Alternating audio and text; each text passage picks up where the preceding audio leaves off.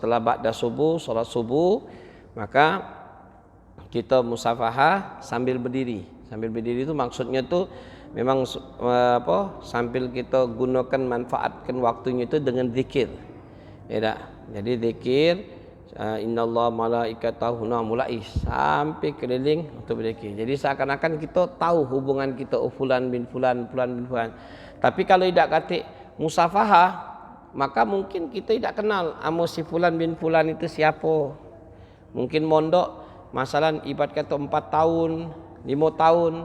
Jadi tidak pernah musafahah, mungkin tidak kenal si fulan itu siapa, itu tidak kenal. Tapi kalau berkat musafahah itu pagi ba'da subuh dengan ba'dal asar musafahah, maka kita kenal siapa fulan bin fulan, fulan bin fulan itu berkat musafahah. Jadi kalau kita musafahah bersalaman, maka itu tidak masalah. Itu sunnah hukumnya dan bisa menghapus dosa bagi kita. Ya, nah ini yang dikatakan oleh Nabi kita Muhammad. Hampir dikatakan musallina alaihi Nabi sallallahu alaihi wasallam, dan juga termasuk la tafarruq ifaridu dzunub. Kemudian setelah membahas yaitu akibat. Nah, subhanallah. Jadi tidak nganggu aktivitas itu nian. Tidak, memang tertibnya seperti apa? Seperti kalau kita fadilah, kita mengucapkan alhamdulillah akibatul akal. Nah, setelah kita melaksanakan makan atau minum, kita mengucapkan alhamdulillah. Nah, ini subhanallah, cuma mengucapkan alhamdulillah dapat pahala kita. Sampai dalam hadis Rasul sallallahu alaihi wasallam, man akala ta'am thumma qala alhamdulillahilladzi at'amani hadha ta'am wa razaqani min ghairi hauli minni wala quwwah. Ghufira lahu ma taqaddama min dambi wa ma ta'akhkhar. Rawahu Abu Dawud wa Ibnu Majah wa Tirmizi. Hadisul hasan. Apa dikatakan oleh Rasulullah? Kita ni sudah makan lemak. Ya tak? Udah makan lemak kita, ya tak? Udah makan lemak, dapat pengampunan lagi dosa kita. Nah, ini subhanallah, kurang apa lagi kita sebagai umat Nabi Muhammad? Kurang apa lagi? Lah dinjuk makan lemak, nikmat dari Allah. Sudah dinjuk makan, dapat pengampunan dosa kita. Cuman apa macamnya? Cuman baca doa makan. Apa doa makan? Alhamdulillahilladzi at'amani hadzal ta'am wa razaqani min ghairi hauli minna wala quwwah. Sedikit. Sudah nak makan, alhamdulillah, ya tak, selesai makan, sudah perut kenyang, baca doa itu. Subhanallah, zahir batin kita ni. Cuman kadang-kadang kenapa kita tak malas untuknya macanya? Sudah diberi keringanan, sudah diberikan nikmat, ya tak, masih lupa untuk makan. Untuk habis baca doa itu lupa. Kenapa Ustaz lupa? Ya karena tidak pernah kita praktekkan. Tapi kalau insya Allah kita praktekkan, maka insya Allah kita akan dapatkan manfaatnya yang besar. Ya tak? Sudah kenyang perut, kenyang juga pahala yang Allah berikan atas diri kita. Sedikit, tak ada banyak. Alhamdulillahilladzi at'amani hadza ta'am wa razaqani min ghairi hauli wala minni wala quwwah. Nah, langsung dikatakan oleh Rasulullah SAW, ma taqaddam min dambi. Nah, kemudian wa fi riwayat dikatakan oleh Nabi kita Muhammad sallallahu alaihi wasallam, fa idza balagal mar'u musliman arba'ina sana syarafallahu ala anhu thalatha anwa'u minal bala. Nah, itulah, dan juga termasuk bagi seseorang yang kalau sudah umurnya 40 tahun ke atas, itu subhanallah 40 tahun ke atas itu umur yang Allah berikan istimewa.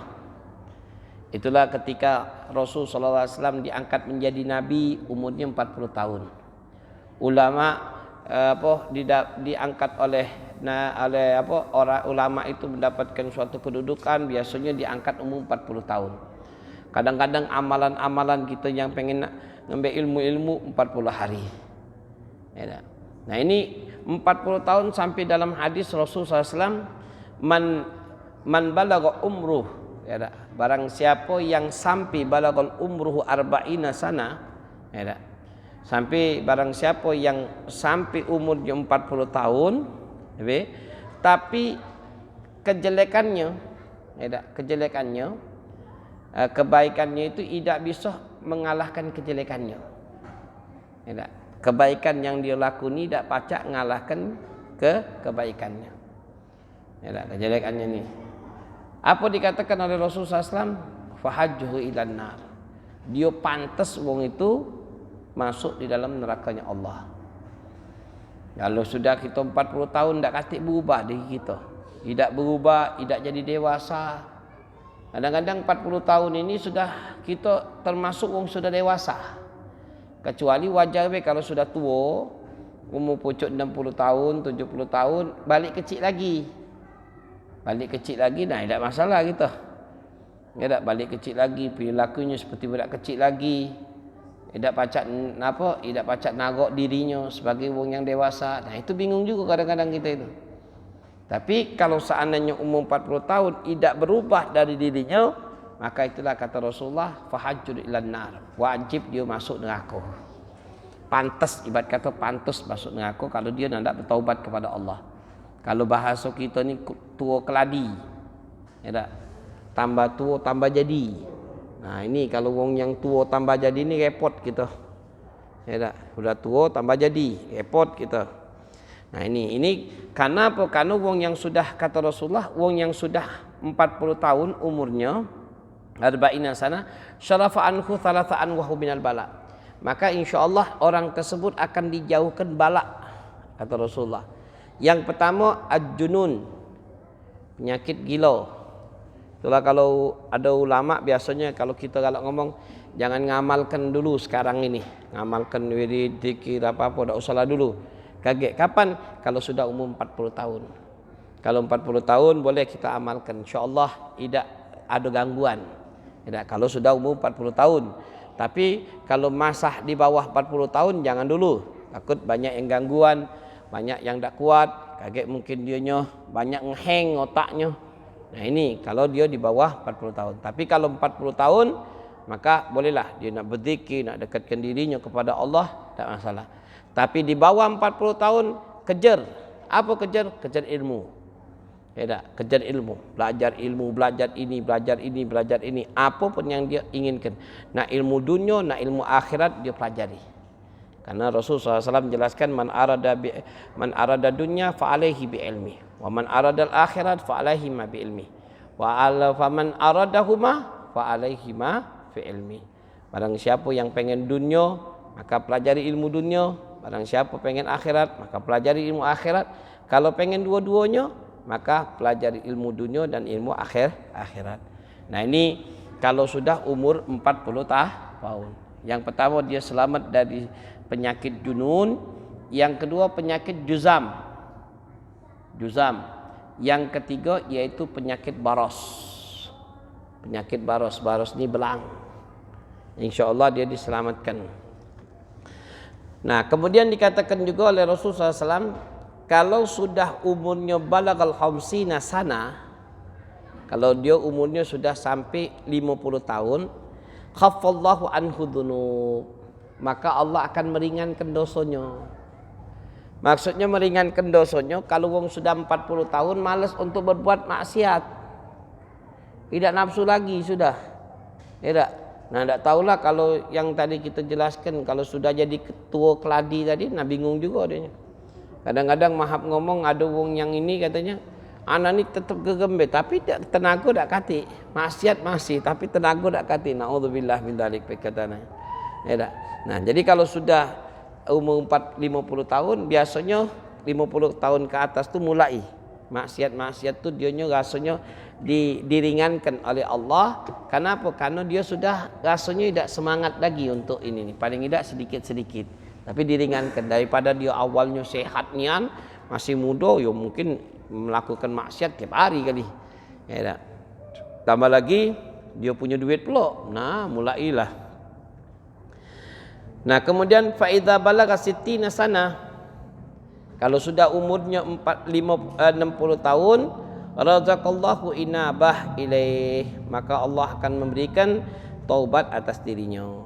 Ya, kalau sudah umurnya 60 tahun. Kalau 60 tahun ini dia tak pernah taubat, tak, perilakunya halnya tak benar, hati-hati sudah. 40 tahun kata Rasulullah, fahajjar minan nar, pantas masuk neraka, tambah lagi umur 60 tahun, sudah bau tanah. Tak, sudah bau tanah. Ya memang bau tanah ni 60 tahun. Umat Nabi Muhammad tu apa dikatakan oleh Rasulullah? Baina sittin wa sab'in. Antara 60 70 tahun. Kalau ibarat kata kalau 60 70 tahun itu yang pucuknya tu bonus. Nah, ini namanya ibarat kata kalau seandainya wong di bawah 40 tahun itu namanya calon-calon mati. Ya tak? Calon-calonnya kalau mati. Bawah 40 tahun itu calonnya mati. Dia bakal calon bakal. Kenapa dia akan naik ke umur 50 60 tahun. Tapi kalau sudah 60 lewat nak masuk 70 itu bukan calon lagi. Bakal mati dianya. Ya tak? Ibarat kata pasti matilah sudah. Tak perlu nak diapakan lagi, pasti mati dianya. Kalau tak perlu nak kita ini lagi, mati dewek dianya. Kalau kita ngomong, mak mana ni? Udah diem ke begek mati dewek dianya. Ya tak? Ya masa dia nak hidup sampai kapan dianya? Ya tak? Nah ini kan ada orang yang ngomong seperti itu, ya tak? Tapi benar sesuai apa yang dikatakan. Kalau sudah umurnya ibarat kata 60 tahun.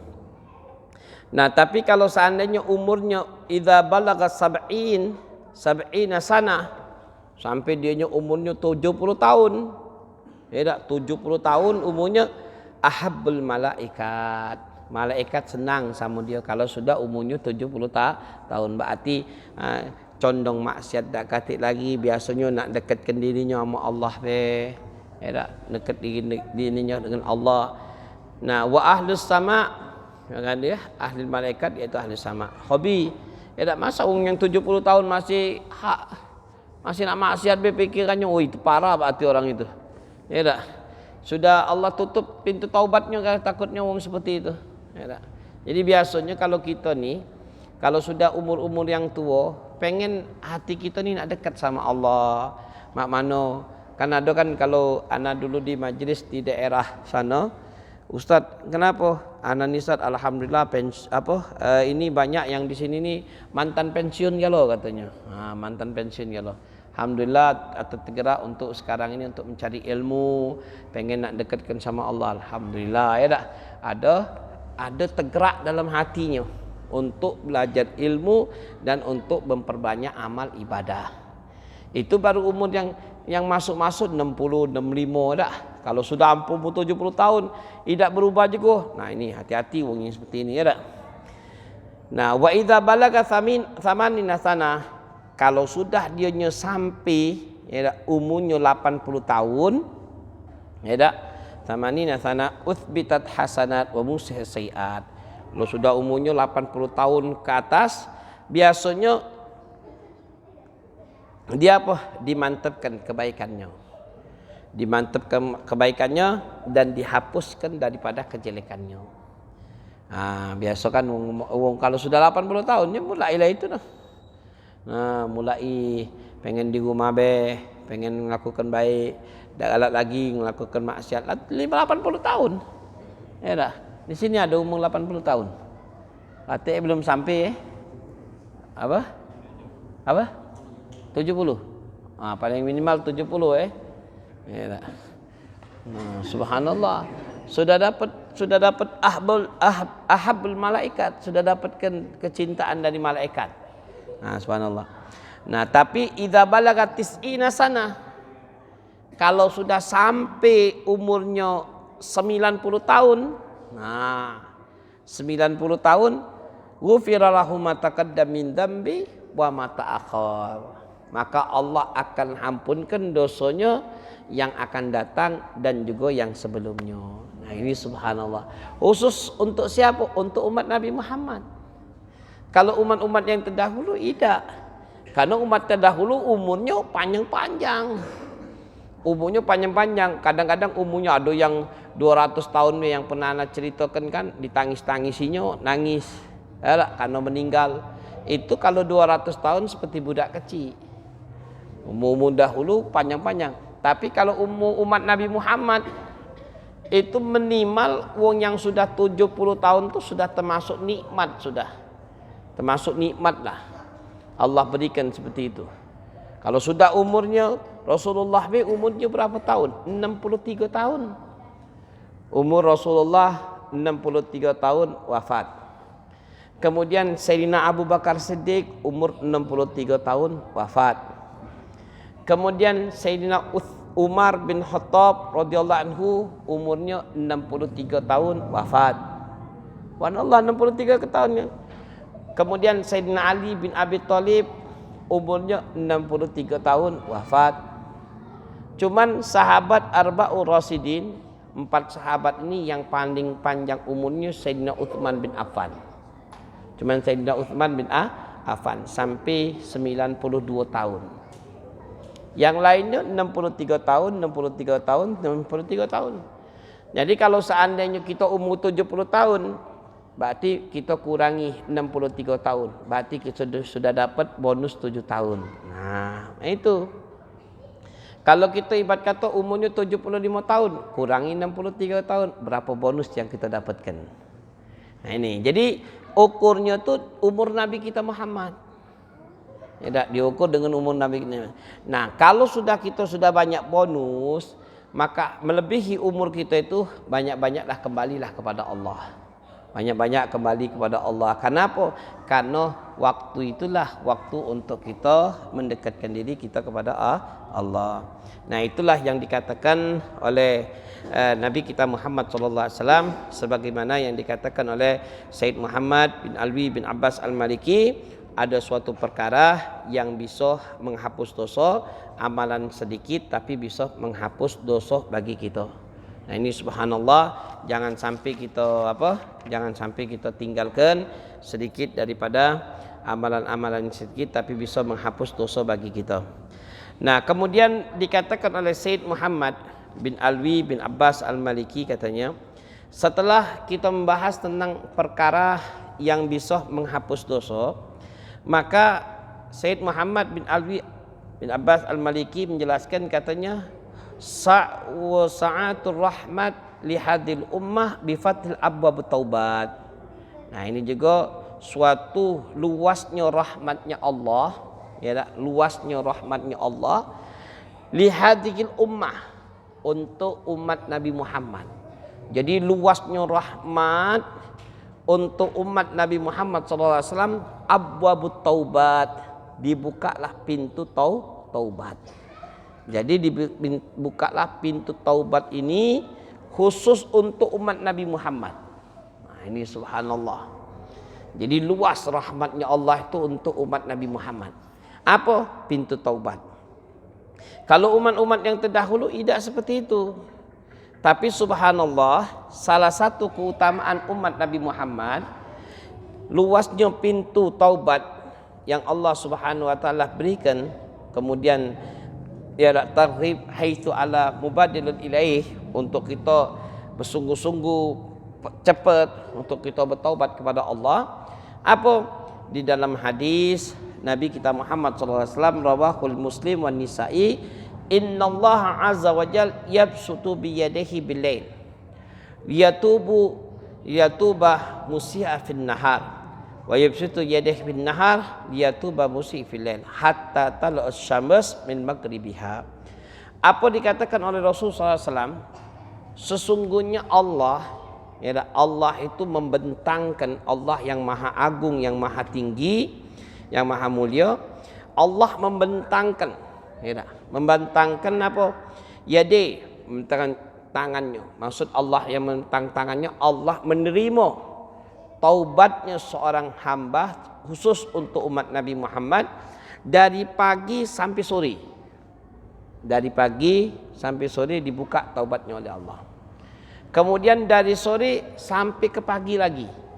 Berarti apa? Berarti Allah menerima taubat seorang hamba, yaitu 24 jam dibukakan oleh Allah. Nah, tinggal kita ya, tinggal kita sampai di dalam hadis yang lain apa katanya? Hatta tal'us syams. Nah, ya, fi maghribiha. Kecuali kalau sudah datangnya ibarat kata datangnya samas, ibarat kata terbitnya matahari dari arah timur barat, nah mulai tidak pacak lagi kita bertaubat sama Allah. Pacak lagi tutup taubatnya. Tapi selagi sekarang ini boleh bertaubat. Ustaz ada dalam hadis, Ustaz ada anak ni habisnya melakukan maksiat, kemudian anak taubat lagi Ustaz. Maksiat taubat lagi. Boleh. Boleh. Dia maksiat taubat, boleh. Masih diterima oleh Allah. Masih diterima. Yang dijadikan perhatian bagi kita, ya tak? Ketika kita melakukan maksiat kepada Allah, nah, kita sulit untuk kembali kepada Allah. Itu yang ditakutkan. Kenapa ditakutkan? Yang paling takut orang tersebut maksiat, takut tidak kembali lagi. Karena kalau sudah banyaknya nuktoh, ya, nuktoh di dalam diri kita, ibarat kata dosa itulah banyak, maka tidak berpengaruh dengan apapun nasihat. Tidak pengaruh. Kalau kita sudah sering maksiat, kemudian kita nak bertaubat, walaupun sekalipun ada ulama wali min aulia Allah berikan nasihat, agak sulit dia mendapatkan taubatnya. Kenapa? Hatinya sudah hitam. Hati sudah hitam. Kalau Al-Habib Abdullah Al-Haddad itu kalau sudah menjelaskan tentang al-qalbul qasih, hati yang keras sudah. Kenapa hati yang keras? Kita perhatikan berapa banyak kita punya teman atau punya saudara kita. Nah, mungkin pada saat ini mungkin ada yang mabuk, ada yang berkata zina. Mungkin kita tanya sama dia, ente ni mabuk Islam, mabuk, tahu tak dosanya? Tahu dia ngomong. Tahu pula, bingung kalau kita nyelik wong yang sudah mabuk, dia kita tanya, tahu tak hukumnya? Tahu, dosa besar. Tahu pula, jadi bagaimana lagi kita nasihatinya? Atau ibarat kata ini ada wong, ya tak? Sudah lemak, maling. Kalau kita kan maling kan dikit-dikit, maling banyak pula. Ya tak? Malingnya banyak seperti apa? Seperti ibarat kata kalau bahasa sekarang ni bahasa inteleknya korupsi. Ya tak? Sebenarnya kalimatnya sama maling juga samanya. Ya tak? Tapi kalau kita ngomong, tahu tak? Tahu dia ngomong. Nah, bingung kalau yang ini kita nak ngomong dia tahu, kita beritahu, tahu. Nah, bingung kita. Bingung kenapa? Karena sudah qalbul qasih. Qalbul qasih itu hati sudah keras, sulit untuk menerima nasihat.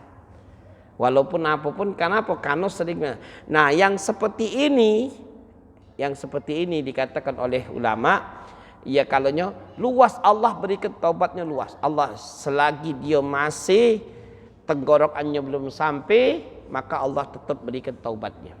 Atau terbitnya matahari dari arah barat. Nah ini. Nah, tapi kalau seandainya takutnya wong ini, kenapa dikatakan sulit kembali kepada Allah? Nah ini. Jadi sulitnya kembali inilah yang takut, yang kita akan kembali, tidak kembali lagi kepada Allah. Kalau kita perhatikan, pernah kita dijelaskan oleh guru kita, sejahat-jahatnya wong, ya, sebandit-banditnya wong, untuk mereka itu melakukan maksiat kepada Allah, dalam hati kecilnya itu pasti ingin taubat sama Allah. Pasti. Dia tahu dosa yang dia lakukan ini, tahu. Pengen taubat. Tapi taubatnya ini kalah dengan hawa nafsunya. Akhirnya mereka itulah melakukan maksiat, taubatnya itu hilang. Tak katik lagi di benah otaknya tu untuk bertaubat tu tak katik lagi. Kenapa? Karena hilang kenapa? Hilang dengan nafsunya itu lebih daripada keinginan untuk taubatnya. Nah itulah. Tapi setiap manusia tu yang nakal, yang bejat, yang kata kita minta ampun, pasti dalam hatinya pengen bertaubat kepada Allah. Nah di antara taubat itulah yang berat untuk dia kembali kepada Allah. Nah itu sampai dikatakan juga oleh Rasulullah SAW, mantabah qabla an tud'as samas min maghribiha, kata taballahu alaih. barang siapa yang dia bertaubat kepada Allah sebelum matahari itu terbit dari haram marat, tatabullahu alaih, maka Allah akan terima taubatnya. Sampai dikatakan oleh Rasulullah SAW, at-taibul la dzambah lahu. Ya, orang yang bertaubat kepada Allah seakan-akan orang itu tidak mempunyai dosa sama sekali. Apa kata ja'a fil hadis? Ta'at-taibu min dzambi kama la dzambah lahu. Barang siapa yang bertaubat atas dosa yang dia lakukan, maka seakan-akan orang tersebut tidak akan mendapatkan dosa sama sekali. Nah, inilah yang dikatakan oleh Nabi kita Muhammad sallallahu alaihi wasallam yang terakhir, ya tak? Dalam hadis yang terakhir, ya tak? Insyaallah kita akan teruskan minggu yang akan datang. Apa dikatakan? Inna min kibalil maghrib lababan masiratul ardiha arba'una ammah aw sab'una sanah fatallahu azza wa jalla taubat yauma khalaqas samawati wal arda fala yughfilhu hatta tala'u samas wallahu a'lam bisawab. Nah, insyaallah kita akan teruskan minggu yang akan datang, yaitu masih pembahasan taubat. Nah, taubat ini kenapa pembahasan taubat? Karena saking luasnya rahmat Allah. Allah memperluas rahmatnya dikarenakan dengan rahmatnya Allah, yaitu salah satunya yaitu taubat. Jadi semaksiat apapun yang kita lakukan, seburuk apapun yang kita lakukan, asal hati kita ingin bertaubat, benar-benar taubat kepada Allah, insya-Allah Allah akan ampunkan dosa kita. Tapi kalau seandainya jangan jadikan taubat sambal, ya, pertama baik buat kata tu, pedas, ya tak? Pedas, nandak lagi, habis sudah pedas makan lagi. Nah, ini ibarat kata pertama taubat, ya tak? Nandak lagi, habis sudah agak lama dikit laju lagi. Nah, ini, ya tak? Jadi taubat benar-benar taubatan nasuha, taubat yang benar-benar mendapatkan ridha Allah Subhanahu wa taala. Insyaallah Allah Subhanahu wa taala memberkati majlis kita dan ditambah keimanan kita, dan insyaallah Allah Subhanahu wa taala mengabulkan seluruh hajat kita zahir batin. Amin ya rabbal alamin. Rabbana atina fid dunya hasanah wa fil akhirati hasanah wa qina adzabannar. Wa sallallahu ala sayidina Muhammadin nabiyil ummi wa alihi wasallam. Alhamdulillahirabbil alamin.